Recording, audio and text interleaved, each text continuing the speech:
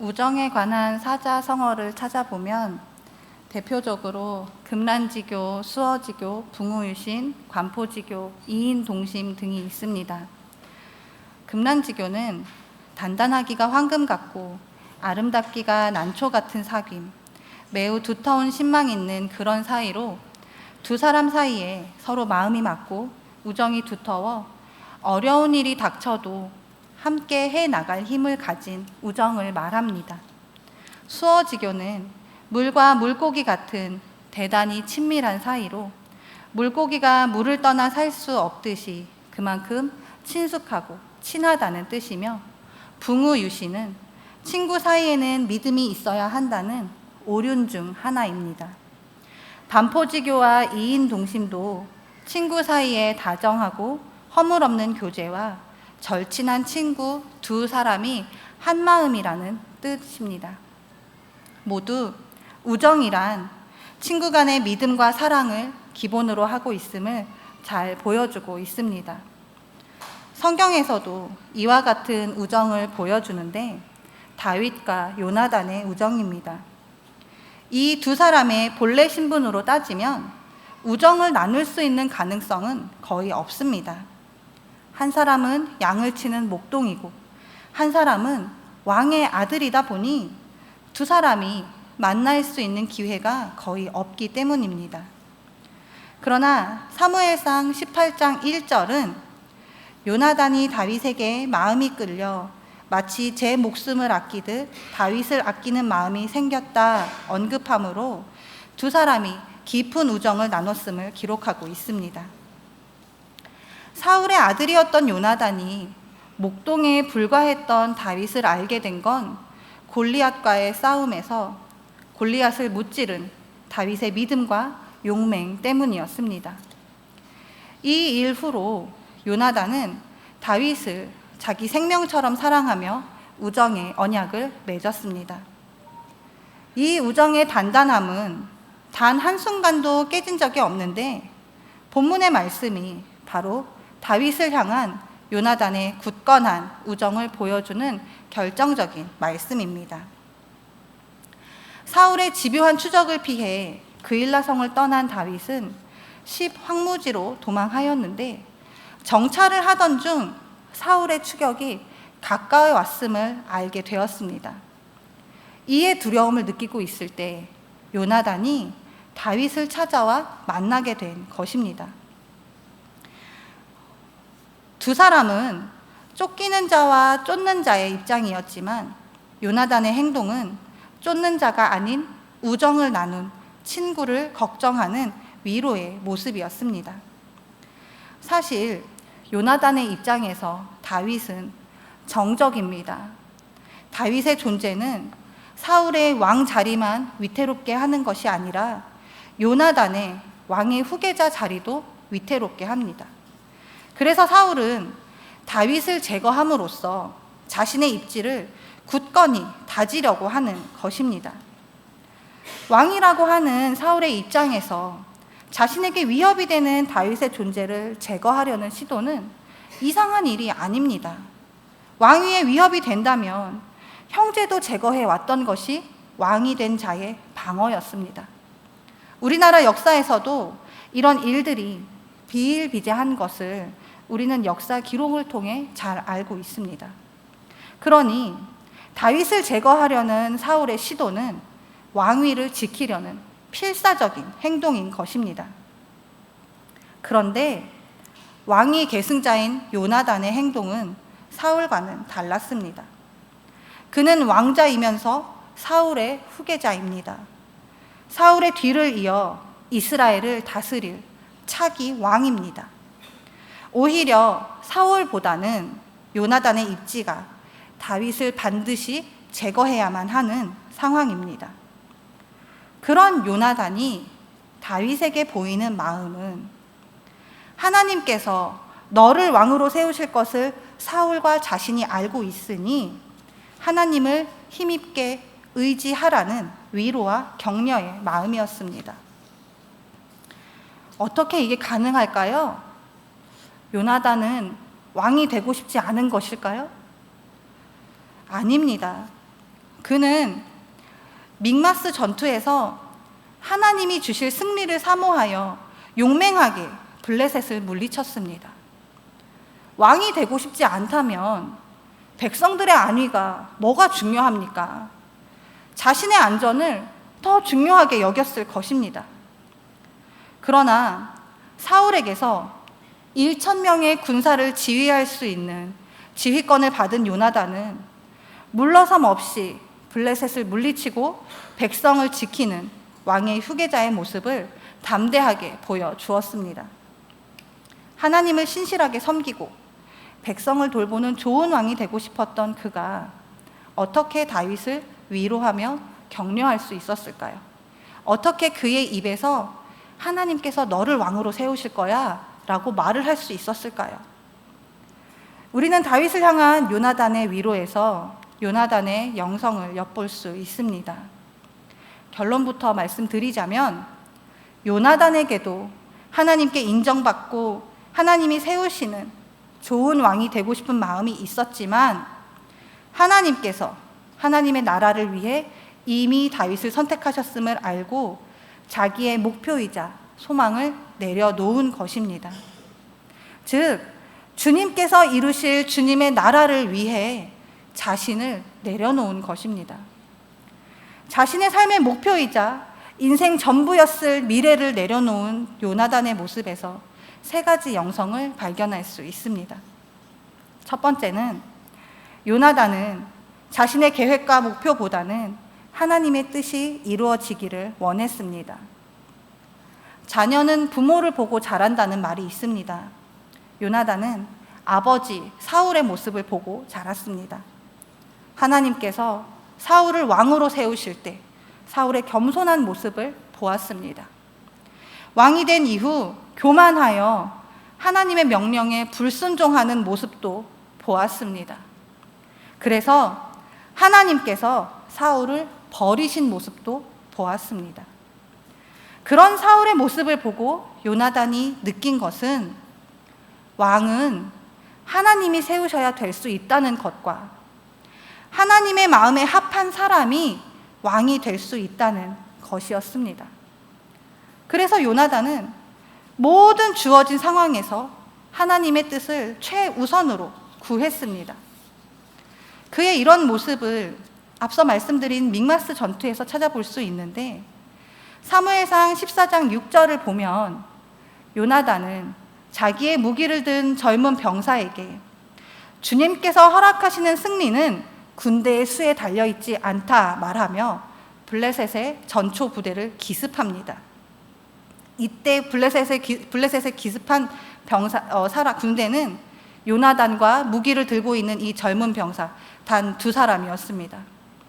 이때 단 2명이서 담대하게 나갈 수 있었던 이유는 요나단이 이스라엘이 그의 대적과 싸울 때 여호와께서 자기 백성을 위하여 싸우시는 여호와의 전쟁을 선포하므로 여호와께서 이스라엘을 위하여 싸우신다면 승리는 반드시 이스라엘의 것이라는 믿음을 가지고 있었기 때문입니다. 이처럼 단 2명이서 적진을 향해 가더라도 하나님이 이끄실 전쟁의 승리를 확신했던 요나단이었기에 그는 진정으로 하나님의 나라가 세워지기를 바랬고 하나님 나라를 세우고자 하시는 하나님의 뜻이 사울을 떠나 다윗에게 있음을 알았습니다. 다윗에게 있다고 한다면 자신에게 기회가 올까요? 자신은 왕이 될 수 없다는 걸 안 것입니다. 비록 자신은 왕이 될 수 없다 하더라도 그것이 하나님의 뜻이라면 그 뜻을 바라보며 자신의 계획과 목표를 내려놓는 하나님의 마음에 합한 자가 되고 싶었던 것입니다. 이것이 주님께서 세우실 나라를 위하여 자신의 소망을 넘어 주님의 뜻이 이루어지기를 구하는 요나단의 영성입니다. 요나단의 영성 2번째는 주님의 마음을 아는 자가 되기를 원했다는 것입니다. 사울이 하나님께 불순종할 때마다 하나님의 경고가 사무엘을 통해 임했었습니다. 길갈에서 사무엘을 대신해 하나님께 번제를 드리는 죄를 범한 사울은 통치 기간이 길지 않을 것이라는 하나님의 경고를 받았습니다. 아말렉을 진멸하라는 하나님의 명령을 자신이 보고 좋은 대로 구분하여 나쁜 것은 진멸하고 좋은 것은 남겨두는 그의 불순종에 하나님은 사울을 버리시기로 결정하셨습니다. 이 모든 것을 가까이에서 지켜본 이가 요나단입니다. 요나단에게는 분명 아버지보다 더 좋은 왕, 하나님의 마음에 합한 왕이 되고 싶은 마음이 있었을 것입니다. 그러나 그런 자신의 소망보다 더 중요하게 생각해야 할 것이 생겼습니다. 바로 주님의 마음을 아는 것이었습니다. 주님의 마음을 알고자 관심을 가졌을 때 요나단은 하나님의 마음이 다윗에게 있는 것을 알았습니다.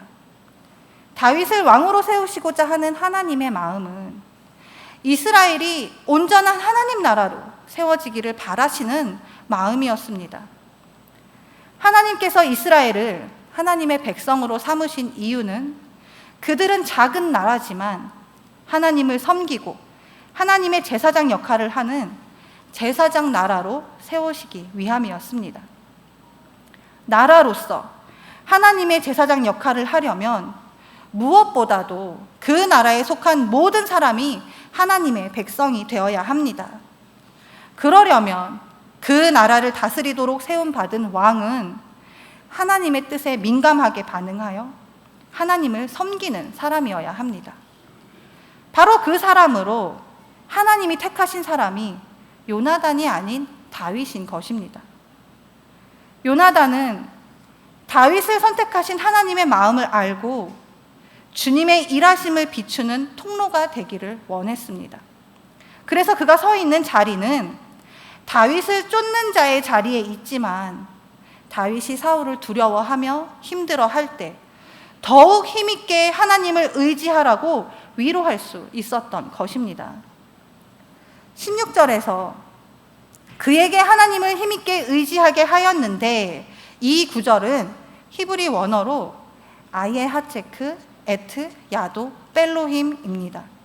여기에서 벨로힘은 어디 안에 무엇으로 말미암아 라는 뜻의 전치사 빼와 하나님을 뜻하는 엘로힘이 결합된 형태로, 그 의미는 하나님 안에서 하나님으로 말미암아 라는 뜻입니다.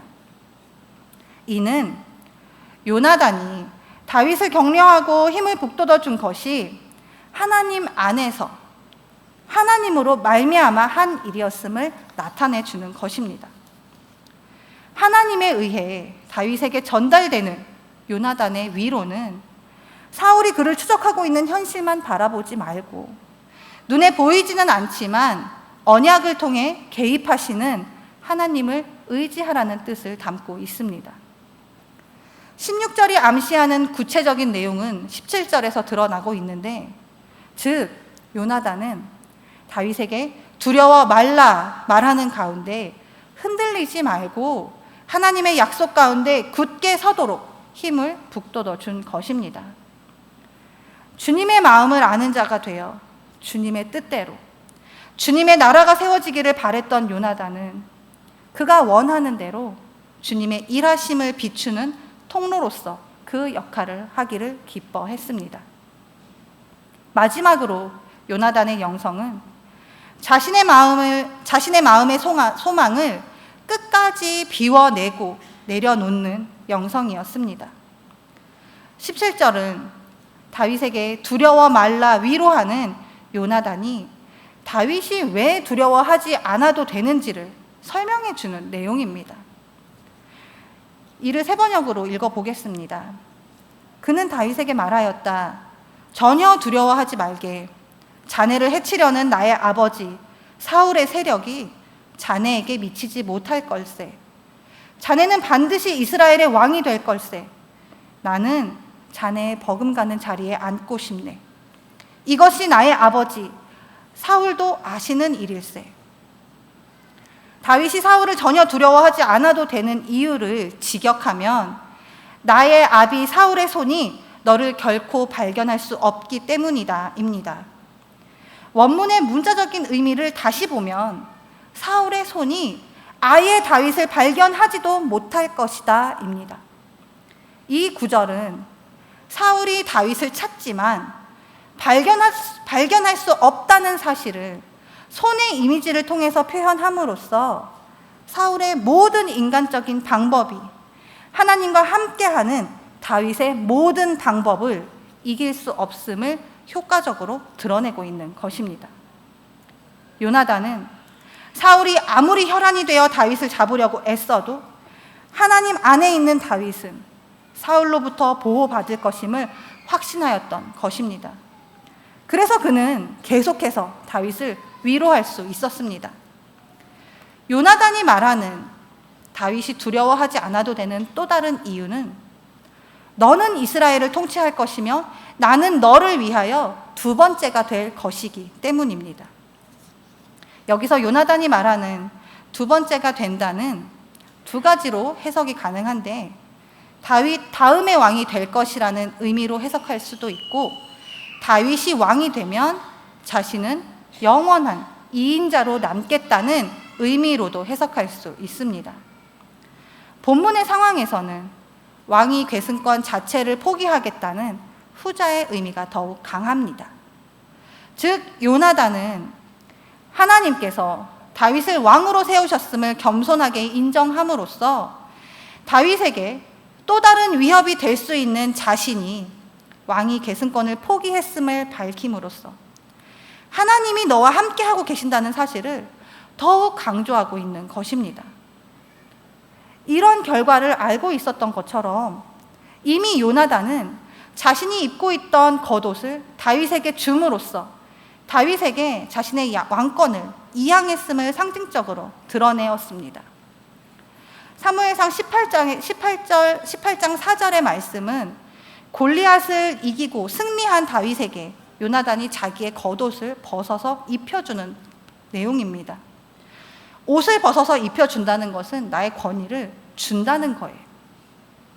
요나단은 이러한 행동에 이어서 본문에서는 자신의 입으로 다윗의 왕권을 확실하게 인정하고 있는 것입니다. 이처럼 다윗을 차기 왕으로 인정하고 자신의 기득권을 포기하는 요나단의 태도는 오직 다윗을 통해 이루실 하나님 나라만을 바라보고 있었기에 가능했던 것입니다. 여기에서 요나단과 사울의 차이점이 드러납니다. 다윗이 왕이 될 것이라는 사실을 요나단뿐 아니라 사울도 이미 알고 있었는데, 사울은 그 사실을 알고 있음에도 불구하고 다윗을 잡아 죽이기 위해 자신의 모든 시간을 쏟기를 아끼지 않았던 것입니다. 사울과 비교해 봤을 때 약속을 이루시는 주님의 신실함을 끝까지 바라본 요나단의 모습은 다윗에게 직접 자신의 포기를 드러냄으로써 다윗을 통해 일하실 하나님을 더욱 기대하고 있음을 알 수 있습니다. 하나님의 명령도 자기 뜻대로 이행했던 사울과는 다르게 하나님의 뜻을 위해 자신의 가장 중요한 것을 내려놓을 줄 알았던 요나단은 진정으로 자신의 자리를 끝까지 지키는 사람이었습니다.